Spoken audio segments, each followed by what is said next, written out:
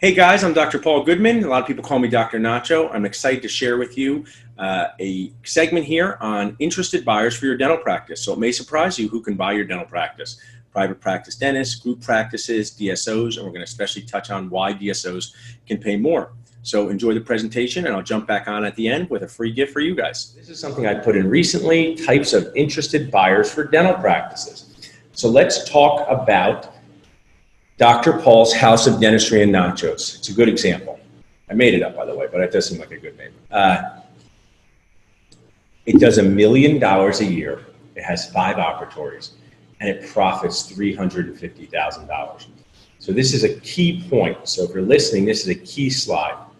Because in this slide, you may be the seller, you may be a buyer now, or you may be a buyer in the future. So even if you're a dental student or resident or young dentist listening to this, it's key, because who could buy Dr. Paul's House of Dentistry and Nachos that does $1 million and profits $350,000? So I'll tell you who could do that. One is traditional My First Practice young associate. Traditional dentist who's been in practice for 1 to 5 years, been an associate, has a restrictive covenant. This is outside the restrictive covenant. This young associate meets me. I'm going to sell my practice. Says, hey, Dr. Paul, I like this practice. I'm going to go to a bank. I'm going to get financing. I'm going to get a lawyer. I'm getting an accountant. And I am going to offer you, let's just keep this thread going, $1 million practice, profits $350,000. I'm listing it for $800,000. I'd be happy with anything over $650,000. You're not happy, I would be acceptable, like clinically acceptable.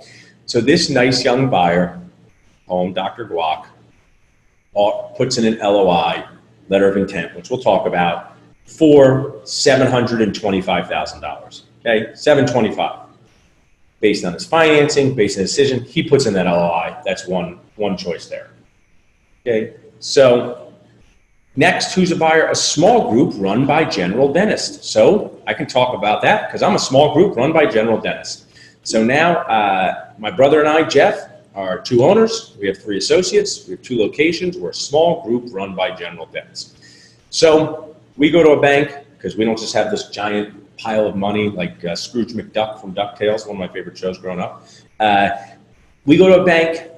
We offer $725,000. So just keep in line with it. We offer the same $725,000. Next slide's going to tell us more about stuff. How about a large group run by general dentists? There could be 3 or 4 dentists with 7 or 8 locations. They're probably also going to offer $725,000, maybe a little bit more. Okay, maybe they're a big group. Maybe their group does $7 million a year. Maybe their group profits enough money where they can use some of their own money to buy this practice. They may not.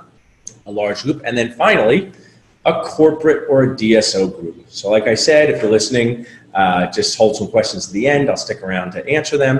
So these are the 4 types of buyers for Dr. Paul's House of Dentistry and Nachos. Traditional My First Practice young associate, small group run by general dentist, large group run by general dentist, and a corporate or DSO group. Those are the people that could buy it. Now, what are the differences between these interested buyers? So what are the differences between these interested buyers? So traditional My First Practice young associate. So I'm the owner of Dr. Paul's House of Dentistry and Nachos, solo practitioner. Dr. Guac says, I'd like to buy it. What do I need to think about? As the owner, I will not be able to stay on as an associate for a long period of time. I will need to leave so the young Dr. Guac can produce the dentistry to pay back his loan. So if I'm an owner who's looking to go to Florida and play golf, go to Arizona, sit by the pool, sounds very relaxing. That might be great for me. Oh, great, Dr. Guac, I'll take the $725, I'll stay for 6 months, I'll stay for a day or 2 a week, let you know everything goes, and then see you later, I'm gone. That may be what I want. But if I want to stay on in my practice in a meaningful way, so if you're listening, this is critical. If you want to stay on in your practice in a meaningful way, and you are a solo practitioner, meaningful way means 2 to 3 days a week or more, making a significant associate salary, you cannot sell your practice to My First Practice young associate. That person is looking to replace you, not because you're a failure. That was from the beginning. That person is looking to replace you. So the owner will need to leave soonish. Okay, then we'll talk about our next type of buyer, a small group run by general dentists. So let's say this is Paul and Jeff Goodman, or small group run by general dentists, and we're looking at a practice like this. Now we will be asking the owner to stay.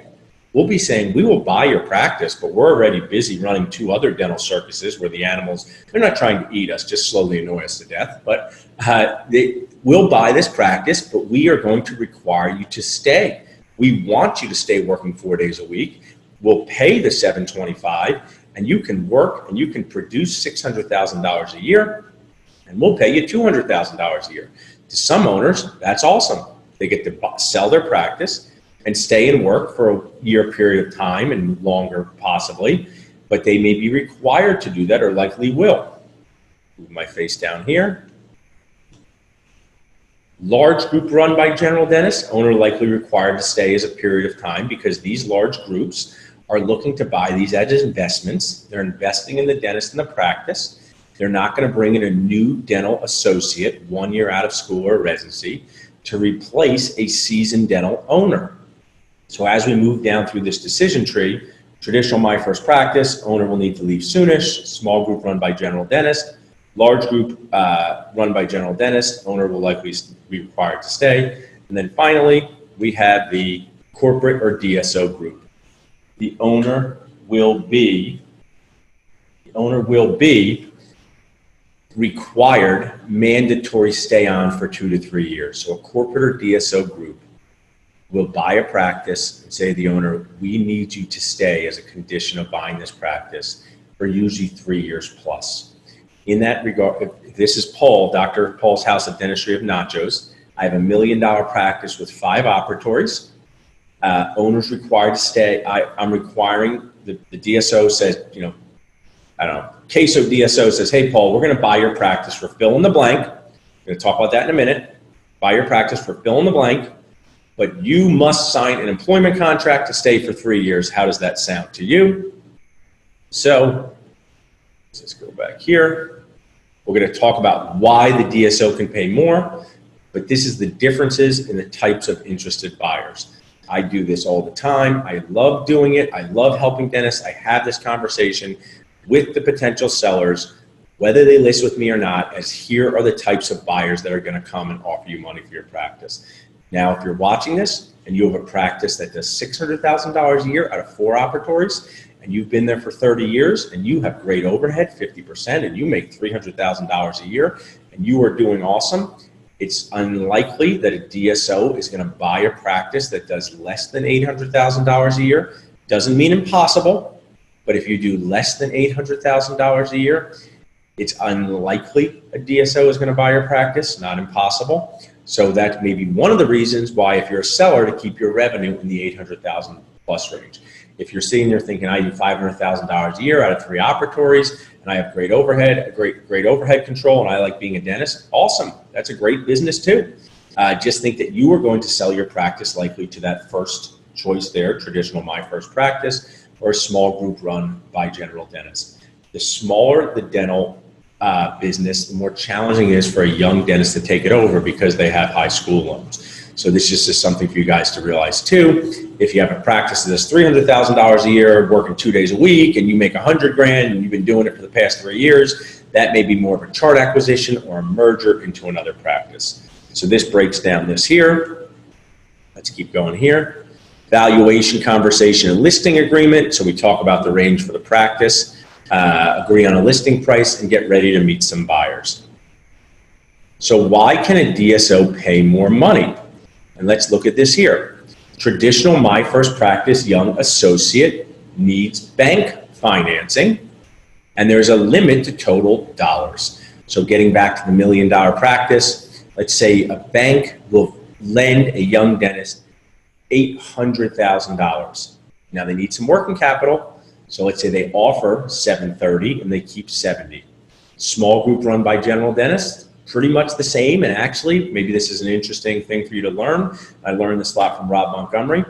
After my brother and I purchased a few practices, banks stopped wanting to lend us money because we're getting stretched thin. We're just guys owning practices. So it's not like banks keep lending you money after 3 to 4 practices. That's where private equity comes into play. A large group run by general dentists, likely, but may not need bank financing. Maybe they do have the money to buy it straight out. And then we have the corporate or DSO group. So when you sit down to learn something and sit for like a 1-hour webinar, 10-hour presentation, you can only remember so many things.